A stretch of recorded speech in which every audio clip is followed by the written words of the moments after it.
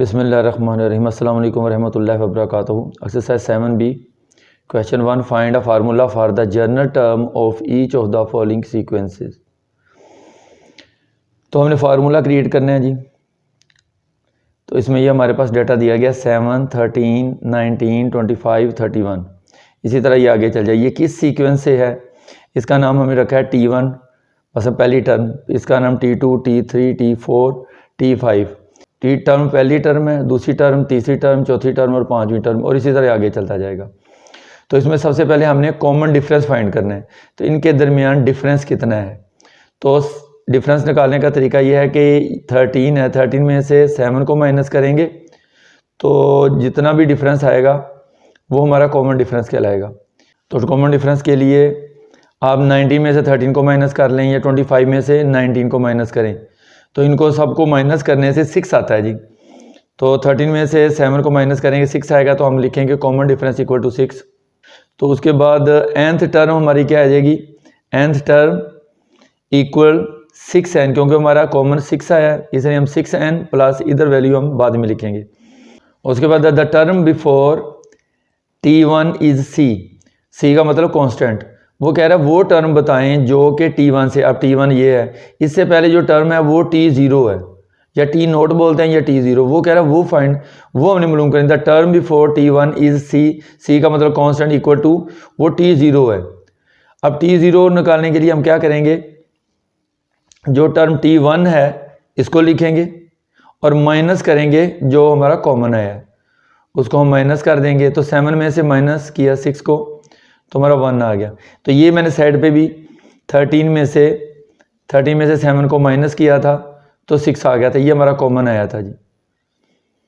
और इसकी वैल्यू आ गई 7 में से -6 करेंगे तो 1 आ जाएगा। तो 1 इधर वैल्यू हम पुट करेंगे तो आगे हमारा फार्मूला क्या बन जाएगा? The general term of sequence Tn nth term equal to 6n, ये ऊपर जो लिखा होगा यही, प्लस जो इधर आएगा माइनस करने से 1 आया तो प्लस 1 आ जाएगा। ये हमने फार्मूला इससे क्रिएट कर लिया है। उन्होंने यही कहा था कि फार्मूला क्रिएट करना है, वो हमने फार्मूला क्रिएट कर लिया। अब क्वेश्चन नंबर 1 का बी पार्ट है वो देख लें, वो भी लाइक इसी तरह ही है जी। तो वो हमने कैसे आएगा? उसका डाटा दिया हुआ है -4, -1, 2, 5, 8। सबसे पहले हमने कॉमन डिफरेंस लेना है। कॉमन डिफरेंस लेंगे तो कॉमन डिफरेंस किस तरह आएगा कि आपने जो वैल्यू दी हुई है उसमें से -1 में से -4 को आपने माइनस करना है। तो मैं इसको किस तरह कर रहा हूँ कि -1 से मैंने माइनस करना है -4 को, तो मैं -1 लिखूंगा, फिर मैं माइनस करूंगा क्योंकि मैंने माइनस करने इसलिए माइनस डालूंगा, फिर मैं -4 लिखूंगा, ब्रैकेट में -4 लिखूंगा। जब इसको हल करूंगा तो माइनस वैसे ही आ गया, 1 भी आ गया, माइनस माइनस प्लस और 4 आ गया। जब इनको हम हल करूँ क्योंकि इनके साइन की शक्ल शेप डिफरेंट है तो 4 में से तो फिर माइनस किया जाता है, 4 में से 1 निकालेंगे तो 3 आ जाएगा। तो कॉमन डिफरेंस जो है ना हमारा 3 आ गया। इसी तरह nth टर्म क्या आ जाएगी? 3n, n से पहले 3 लिखेंगे, जो कॉमन डिफरेंस आएगा वो यहाँ पे लिखा जाएगा। आगे प्लस है वो हम बाद में फाइंड करेंगे जी। द टर्म बिफोर T1, जो पहली टर्म थी ये वाली टर्म, इससे पहले क्या आता है? ये T1 है, ठीक है जी। इससे पहले हमने T0 फाइंड करना है। तो वो क्या है? The term before T1 is C का मतलब कांस्टेंट इक्वल टू T0। तो वो क्या था? इस टर्म को लिखेंगे सबसे पहले -4 को लिखेंगे हम, ये -4 लिखा। इसमें से हमने जो कॉमन आया उसको माइनस करना है तो -3 आ जाएगा, ये हमारा कॉमन था तो -3 आ गया। इनको जब सॉल्व करेंगे दोनों साइनों की शक्ल सेम है तो इसलिए इनको हम प्लस कर लेंगे तो ये 7 आ जाएगा और बड़ी रकम का साइन 7 आ जाएगा। तो -7 हमारे हमें फाइंड हो गया। अब इसका फार्मूला था general term of sequence Tn nth term Tn equal to 3n, ये वाला 3n प्लस -7, ये हम इधर लिखेंगे प्लस डाल के -7 ब्रैकेट में लिखेंगे। इसको नेक्स्ट सॉल्व करेंगे तो हमारा आगे क्या सॉल्व होगा वो देख लें। 3n वैसे ही आ गया, माइनस प्लस -7, तो ये हमारा फार्मूला क्रिएट हो चुका है जी। क्वेश्चन नंबर 1 सी पार्ट, इसका डाटा है जी 60, 67, 74, 81 और 88 और इस तरह चलता जाएगा। तो इनमें कॉमन डिफरेंस वो फाइंड हमने करना है। उसको फाइंड करने का क्या तरीका है कि जो पहली वैल्यू है 7 टर्म T1 ये T2 है, तो हम क्या करेंगे T2 में से T1 को माइनस कर देंगे, तो ये लिखेंगे 67 में से 60 को माइनस करेंगे तो हमारा कॉमन डिफरेंस आ जाएगा जी। तो ये हमने साइड पे किया भी हुआ है, 67 में से माइनस करेंगे 60 को तो 7 आ जाएगा, तो ये ही हमारा कॉमन डिफरेंस आ गया। Common difference equal to 7, nth term Tn equal to, अब जो कॉमन निकला है वही आएगा 7n प्लस, ये हम फाइंड बाद में करेंगे, the term before T1 is C, वो C का मतलब कांस्टेंट, तो मतलब T1 से जो टर्म पहले है वो T0 है या T0 बोलते हैं, तो कांस्टेंट भी यही है जी। The term is C constant equal to T0, तो वो कैसे फाइंड करेंगे कि जो पहली टर्म है T1 इसको लिखेंगे और इसमें से माइनस कर देंगे कॉमन को, तो कॉमन 7 है तो 7 को माइनस करेंगे, जब 60 में से 7 को माइनस करेंगे तो हमारा 53 आ जाएगा। General term of sequence nth term Tn equal to 7n लिखा था प्लस ये वाला उस जगह पे 53 आ जाएगा प्लस 53, तो ये हमारा फार्मूला क्रिएट हो चुका है जी। उसके बाद जी क्वेश्चन 1 का डी पार्ट है जी। क्वेश्चन 1 का डी पार्ट है, इसका डेटा जी 14, 11, 8, 5, 2 और इस तरह चलता जाएगा जी। आगे सबसे पहले हमने क्या फाइंड करना है जी, कॉमन डिफरेंस लेना है। कॉमन डिफरेंस कैसे लेते हैं कि जो T1 है इधर ये लिख रहे हैं और ये T2, हम T2 में से T2 वाली वैल्यू में से T1 को माइनस करेंगे, मतलब 11 से 14 को माइनस करना है, ठीक है जी। 11 से 14 को माइनस करना है, तो जब हम 11 को 14 से माइनस करेंगे, ये मैंने लिखा हुआ है 11 है और 14 है, क्योंकि 11 माइनस 14 इसको मैं इस तरह भी कर सकता हूँ 11 माइनस 14, जब इसको हम जब माइनस करेंगे तो इसका आंसर जो आएगा वो -3 आ जाएगा। ऐसे भी हो सकता है, इस तरह भी कर सकते हैं, लेकिन ये ज़्यादा बेहतर है। 11 में से माइनस किया मैंने 14 को, तो आपका कॉमन डिफरेंस जो है वो -3 आ गया जी, ठीक हो गया। तो कॉमन डिफरेंस -3 आ गया। उसके बाद nth term Tn equal to -3, क्योंकि -3 है कॉमन डिफरेंस, तो हमने -3n लिखना है प्लस ये ब्लैंक है। आगे द टर्म बिफोर T1 से पहले जो टर्म है इज C, मतलब वो कांस्टेंट है इक्वल T0, वो हमने फाइंड करनी है जी। हम क्या करेंगे, जो पहली टर्म है 14 इसको लिखेंगे, माइनस करेंगे जो कॉमन डिफरेंस आया हमारा -3, तो -3 लिख देंगे, तो 14 माइनस माइनस प्लस 3, इन दोनों को हल करेंगे तो 17 आ गया। और हमारा फार्मूला किस तरह क्रिएट होगा, general term of sequence nth term Tn equal to -3n, ये -3n प्लस 17, ये प्लस 17 आ जाएगा, तो ये हमारा फार्मूला क्रिएट हो गया जी। Question number 2, given that the nth term Tn of a sequence, एक सीक्वेंस है उसकी nth term is Tn equal to 2n plus 5, मतलब फार्मूला में दिया गया फाइंड द फिफ्थ टर्म, इसकी हेल्प से आपने फिफ्थ टर्म फाइंड करनी है। तो द फिफ्थ टर्म सोल्यूशन क्या है, यही फार्मूला हम लिखेंगे Tn equal to 2n plus 5। उसके बाद हम इसकी nth, ये फिफ्थ टर्म है तो t के साथ t लिखेंगे और n की जगह पे 5 लिख देंगे, इक्वल टू 2 लिखेंगे, n की जगह पे 5 ब्रैकेट में आ जाएगा प्लस 5। उसके बाद 2 5s are 10 और प्लस 5 वैसे का वैसे ही, और इसको हम प्लस करेंगे तो 10 और 5 को प्लस किया तो 15 आ गया। तो हमारी जो पांचवी या फिफ्थ टर्म थी वो 15 थी, ठीक है जी। इसी तरह नेक्स्ट क्वेश्चन है कि वो कह रहा है फाइंड द एट्थ टर्म, आप एट्थ टर्म उसी फार्मूले की हेल्प से फाइंड करें जी। Eighth term, the eighth term ये फाइंड करनी है, सोल्यूशन वही फार्मूला लिखेंगे nth term Tn equal to 2n plus 5, ये क्वेश्चन में फार्मूला दिया गया है। तो हम एट्थ टर्म फाइंड करने, n की जगह हमने 8 लिखना है, T8 इक्वल टू 2 आ जाएगा, n की जगह 8 आएगा प्लस 5। उसके बाद 2 8 16 प्लस 5, 16 में प्लस 5 करेंगे तो 21 आ जाएगा जी।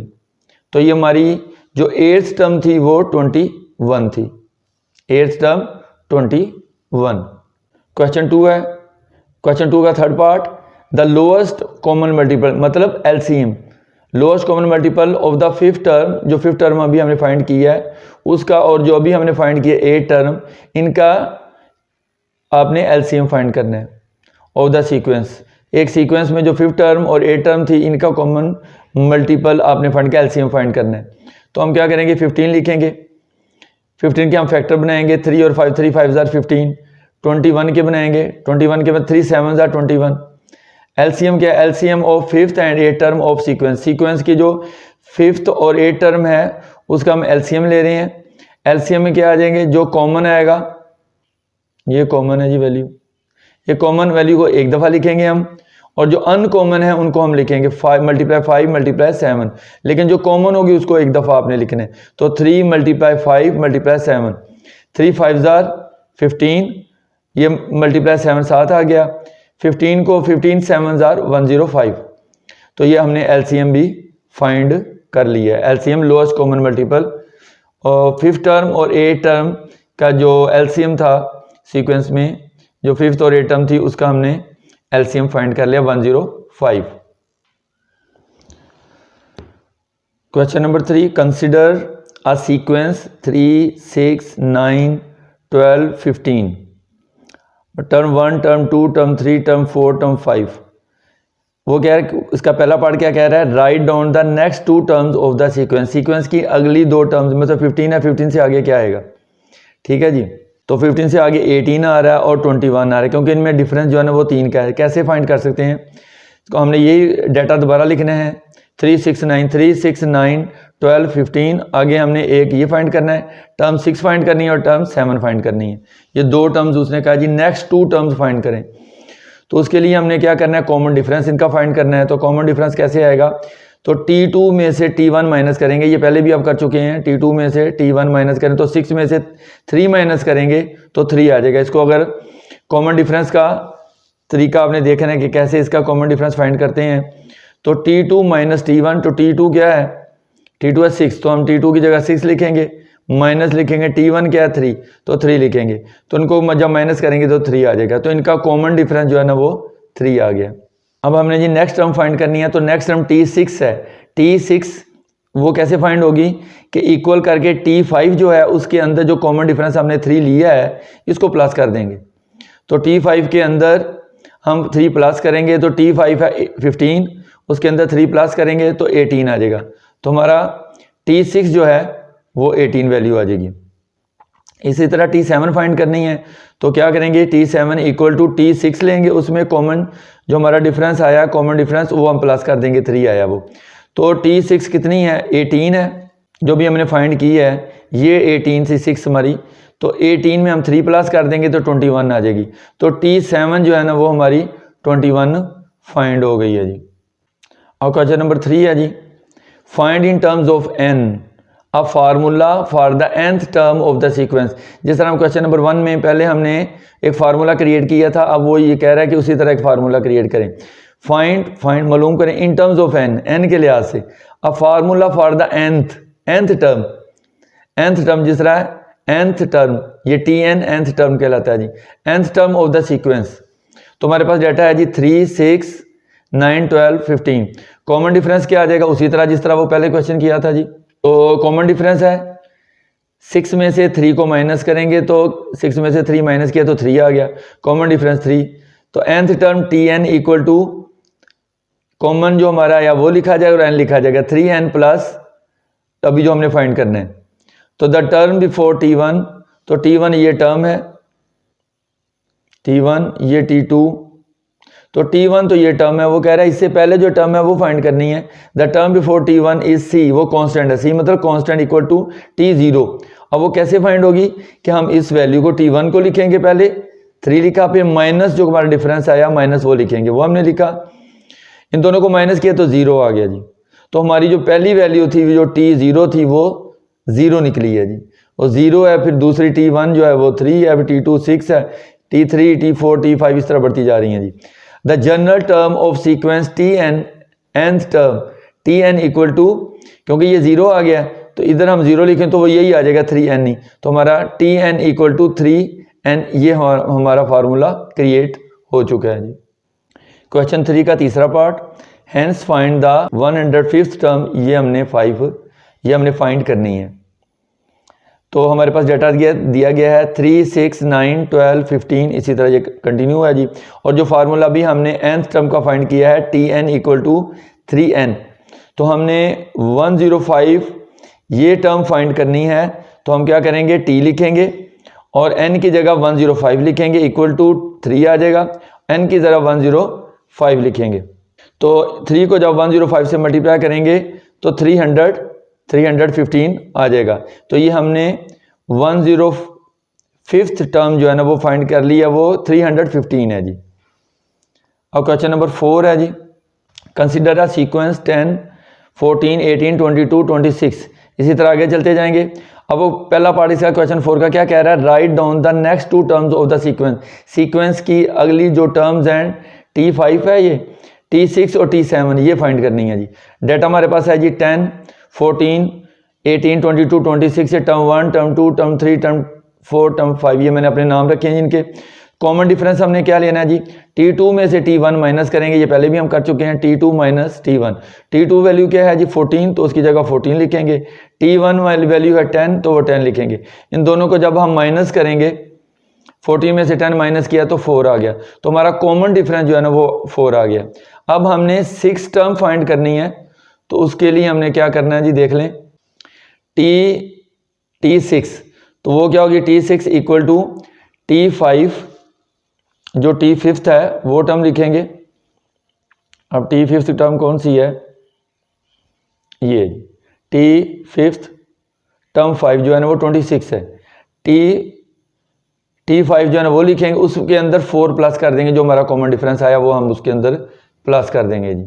T6 कैसे फाइंड होगी, T5 टर्म 5 जो है उसके अंदर जो कॉमन डिफरेंस 4 है वो प्लस करेंगे। तो T5 क्या है 26 है, उसमें 4 प्लस किया तो 30 बन गई, तो टर्म 6 जो है ना वो 30 आ गई। इसी तरह टर्म 7 भी फाइंड कर सकते हैं।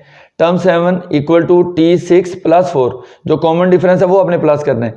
तो T6 के अंदर कॉमन जो है 4 वो प्लस होगा, तो T6 क्या है वो 30 है, ठीक है, जो अभी हमने फाइंड किया 30, ये T6 वो 30 है, उसमें 4 प्लस किया तो T7 34 आ गई।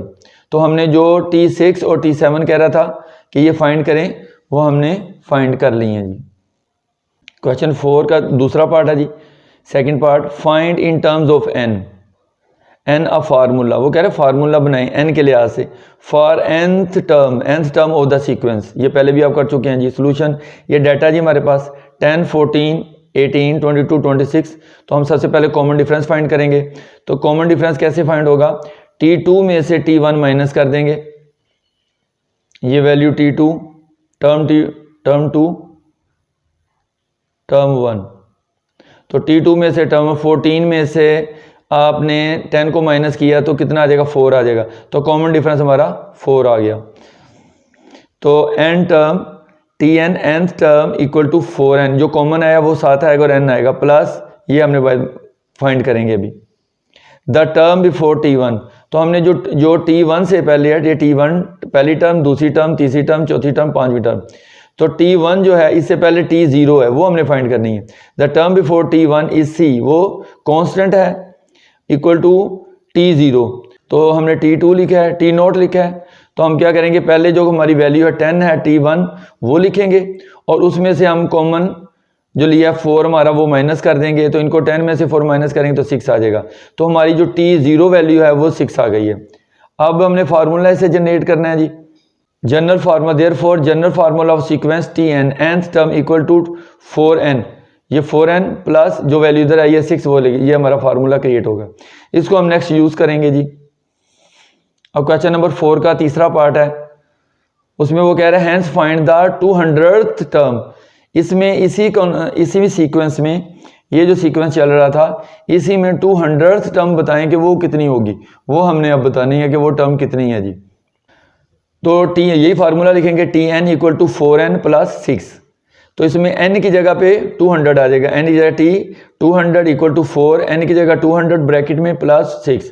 अब 4 को 200 से मल्टीप्लाई करेंगे तो 800 आ जाएगा, प्लस 6 आ जाएगा, 800 में प्लस 6 करेंगे तो 806 आ जाएगा, 806। ये 200th टर्म जो है ना वो हमारी 806 है। Question number 5, the first 4 figures of sequence are as shown. Figure 1 है जिसमें एक डॉट है, फिगर 2 है इसमें 2 डॉट हैं, 2 डॉट हैं और सेगमेंट्स कितने पार्ट्स बनाए हुए हैं इसने 2 डॉट्स ने, 1 2 3, इसमें 2 पार्ट्स हैं, सेगमेंट्स है 2 सेगमेंट्स, इसमें 3 सेगमेंट्स, 1 2 3। फिगर 3 है, फिगर 4 है, इसमें 3 डॉट्स हैं, इसमें 4 डॉट्स हैं। 3 डॉट्स हैं तो 4 सेगमेंट्स बनेंगे, 4 डॉट्स हैं तो 5 सेगमेंट्स बनेंगे, 4 इससे बनते हैं। मतलब देख रहे हैं 1 2 3 4। अब 4 इसमें पॉइंट्स हैं तो सेगमेंट्स इसके कितने बनेंगे 1 2 3 4 5। सेगमेंट्स मीन पार्ट्स, कितने पार्ट्स बन रहे हैं 5 बन रहे हैं। तो मतलब जो पॉइंट्स कम हैं और उनसे एक ज़्यादा सेगमेंट बन रहा है। तो वो कह रहा है नंबर 1 पॉइंट क्या है, क्वेश्चन नंबर 5 का 1 पार्ट क्या है, कंप्लीट द टेबल। वो कह रहा है टेबल को कंप्लीट करें। इसमें लिखा है नंबर ऑफ पॉइंट्स, नीचे लिखा है नंबर ऑफ सेगमेंट्स। सेगमेंट्स का मतलब पॉइंट्स की हेल्प से कितने सेगमेंट्स बनते हैं। अब इसमें देख लें कि नंबर 1 था, 1 था तो सेगमेंट्स 2 हैं, तो नीचे हम 1 + 1 कर लेंगे, 1 के अंदर 1 प्लस करेंगे तो 2 बन जाएगा, 2 सेगमेंट्स बन गए, नंबर ऑफ सेगमेंट्स 2 बन गए। अब पॉइंट्स 2 हैं तो सेगमेंट्स कितने हैं 1 2 3। तो मतलब एक पॉइंट से एक नंबर ज़्यादा होगा तो 2 के अंदर 1 प्लस करेंगे तो 3 बन जाएगा, 3 सेगमेंट्स हो जाएंगे। इसी तरह 3 पॉइंट्स हैं 1 2 3, 3 पॉइंट्स हैं सेगमेंट्स 1 2 3 4। तो 3 के अंदर एक हम प्लस कर रहे हैं, ये 3 और इसमें एक प्लस किया तो 4, तो 4 सेगमेंट्स बन रहे हैं। मतलब कि जितने पॉइंट्स हैं उनसे एक ज़्यादा होगा सेगमेंट। तो अगर 3 पॉइंट्स हैं तो 4 सेगमेंट्स होंगे, 4 पॉइंट्स हैं तो 5 सेगमेंट्स होंगे। इसी तरह आ गया जी 4 पॉइंट्स हैं 1 2 3 4, तो 4 पॉइंट्स तो सेगमेंट्स 5 होंगे, 1 2 3 4 5। तो हम इसी 4 को लेंगे और इसमें एक ऐड कर देंगे तो 5 बन जाएगा। उसके बाद उसने कहा था जी 2 और फाइंड करने हैं, तो हमने क्या किया है 4 लिया है, 4 का बताया। अब 5 है जी, तो 5 लेंगे, उसके अंदर एक प्लस कर देंगे 6, तो 6 सेगमेंट्स होंगे, 5 पॉइंट्स होंगे तो सेगमेंट 6 होंगे।